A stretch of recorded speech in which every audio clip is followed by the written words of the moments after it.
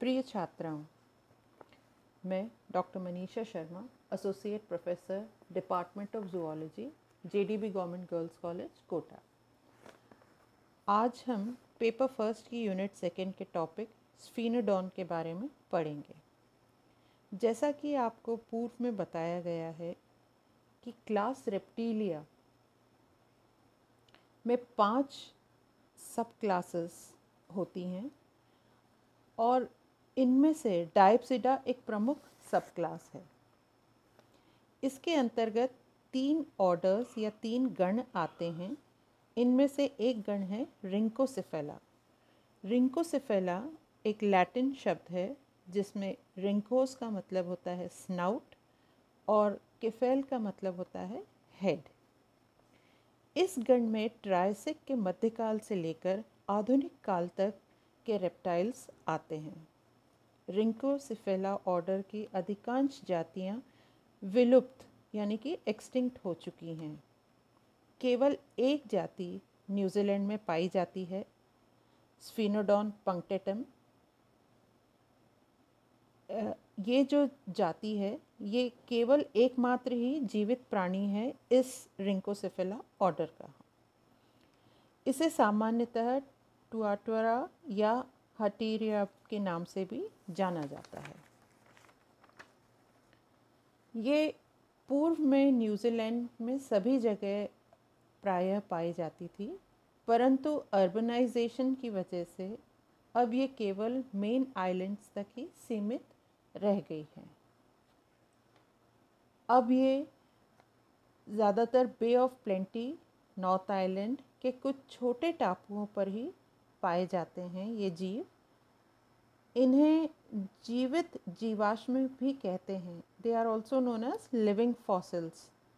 और इस Bay of Plenty North Island पे यहाँ पर नेचुरल एनिमीज़ की कमी होने की वजह से ही ये यहाँ पर सरवाइव कर रहे हैं। अब जब बात होती है स्फीनोडॉन की हैबिट और हैबिटेट के बारे में, तो स्फीनोडॉन एक बरोइंग कार्निवोर है जो कि नॉक्टर्नल है। नॉक्टर्नल यानी कि रात को एक्टिव रहने वाला जीव।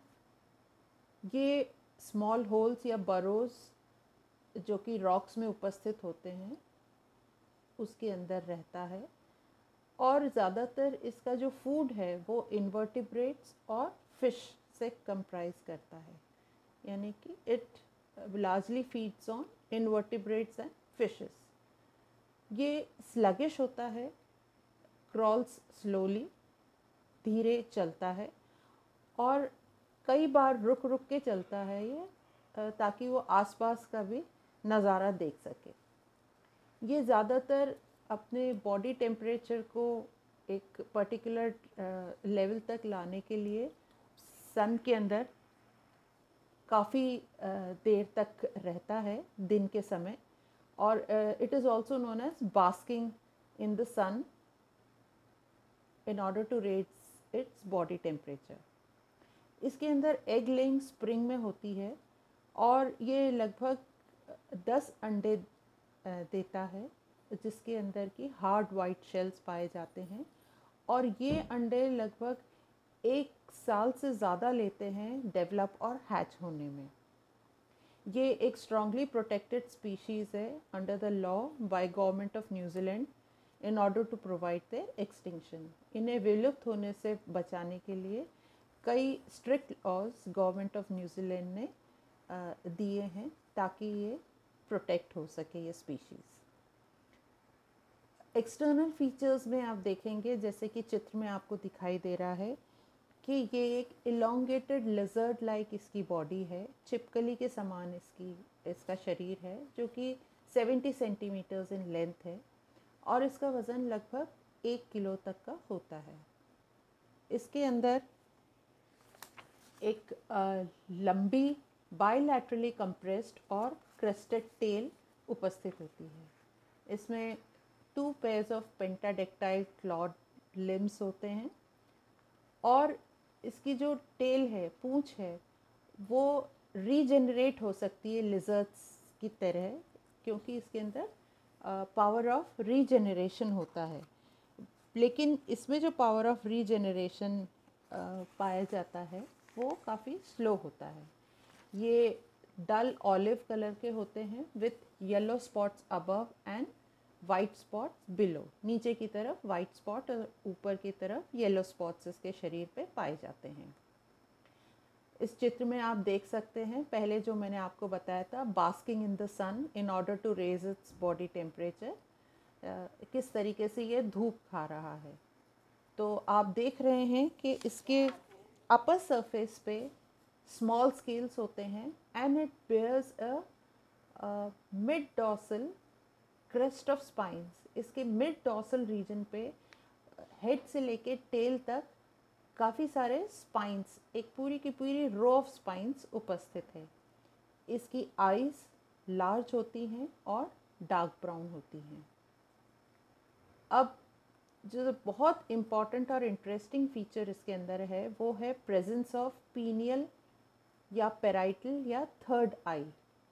आप जैसे कि चित्र में देख रहे हैं, वाइट एरो से बताया जा रहा है कि ये जो स्ट्रक्चर है इसे पीनियल आई कहते हैं या पेराइटल या थर्ड आई, और ये फोरहेड पे मौजूद रहता है बिल्कुल बीचों बीच। ये इसके अंदर एक लेंस होती है, पिगमेंटेड रेटिना होता है and this is supplied by a nerve from the brain. In other living vertebrates pineal eye जो उपस्थित होती है उनमें वो वेस्टिजियल होती है। ये फंक्शनल हुआ करती थी, एक्सटिंक्ट टाइप्स में ऐसा माना जाता है। अब ये माना गया है कि इसके अंदर देखा गया है कि लेसरटिलियन कैरेक्टर्स उपस्थित होते हैं। कुछ इस तरीके के कैरेक्टर्स हैं जिनसे कि ये लिजर्ड से काफ़ी कुछ समानता प्रदर्शित करते हैं, और कुछ ऐसे कैरेक्टर्स हैं जिनकी वजह से कि ये कहा जा सकता है कि काफ़ी डिफरेंट है लिजर्ड से। तो सबसे पहले डील करते हैं रिजेम्बलिंग कैरेक्टर्स से। तो they resemble lizards in general body form, elongated compressed tail, clawed pentadactyl limbs।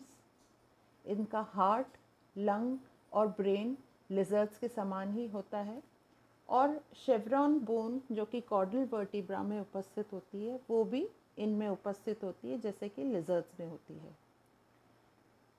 परंतु ये डिफरेंट होते हैं लिजर्ड से in the presence of amphicoelous vertebra, persistent notochord, immovable quadrate, abdominal ribs and absence of pectin in the eye।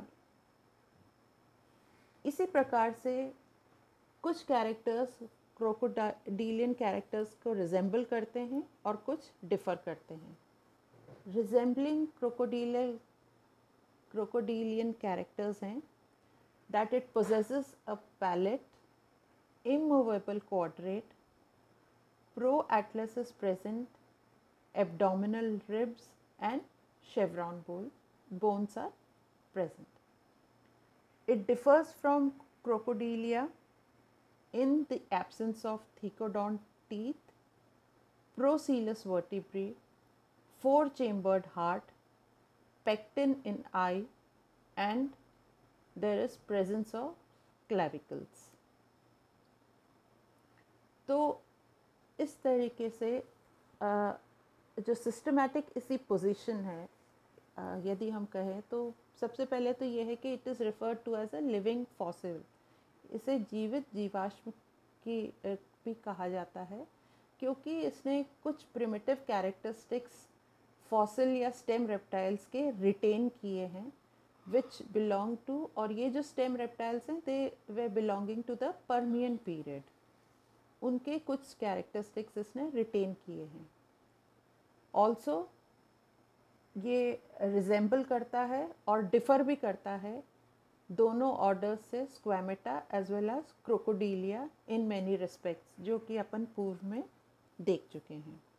तो इसलिए it is reasonable enough to place this sphenodon in a separate order known as rhynchocephalia, इसलिए इसे स्फीनोडॉन को रिंकोसिफेलिया एक separate order में रखा गया है।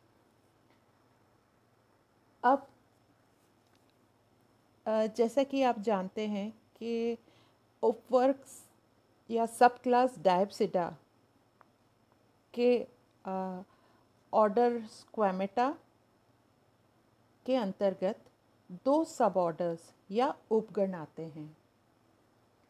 सबसे पहला है सब ऑर्डर लेसरटीलिया, जिसके अंदर की लिजर्ड्स आती हैं, और सेकंड ऑर्डर है ओफीडिया, जिसके अंदर ज़्यादातर स्नेक्स आते हैं। लेसरटीलिया या सौरिया भी कहते हैं इसे, और ओफीडिया या सरपेंटिना के नाम से भी ये सब ऑर्डर जाना जाता है।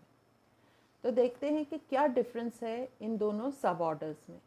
सबसे पहला जो डिफरेंस की यदि हम बात करें तो देखेंगे कि इसका जो शरीर है लेसरटीलिया का, ये दीर्घित होता है और छिपकली के समान होता है, जबकि ओफीडिया के अंदर शरीर कृश, पतला और सर्प समान होता है।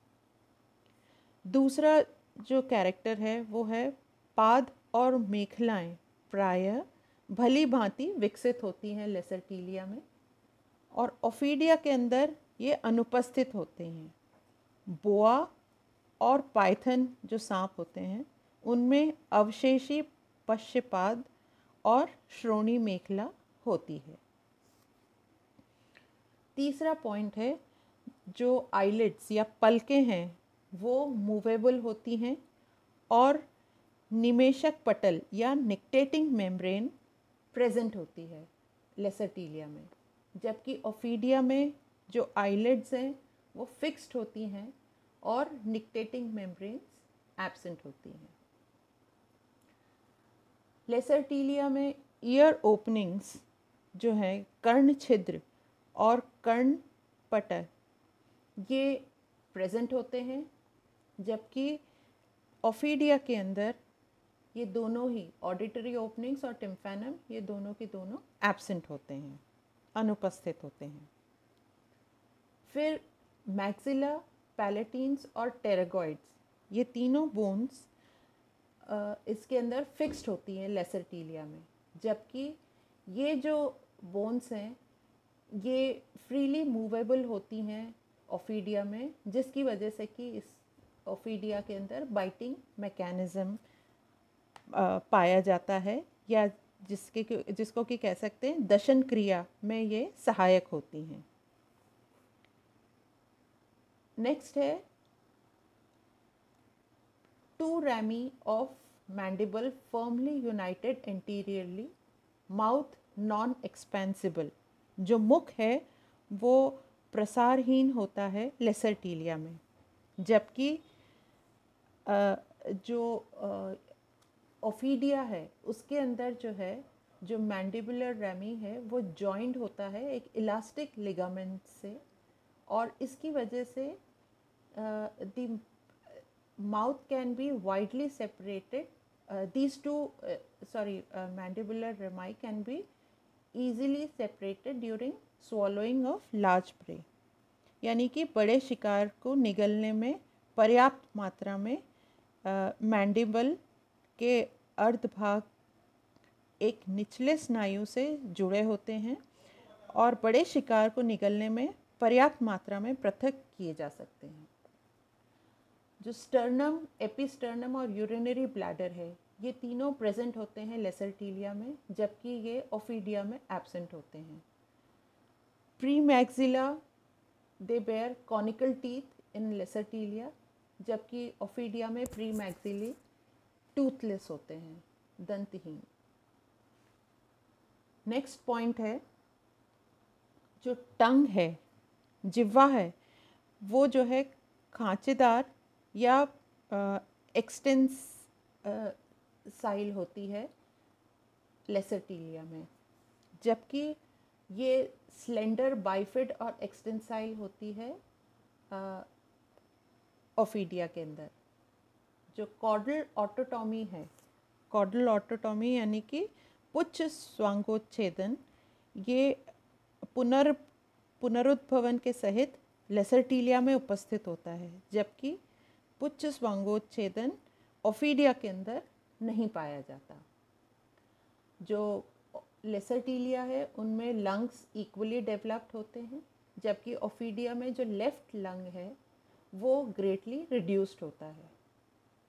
लेसरटीलिया की 3800 लिविंग स्पीशीज़ हैं लगभग, जबकि ओफीडिया की 3000 लिविंग स्पीशीज़ पाई जाती हैं।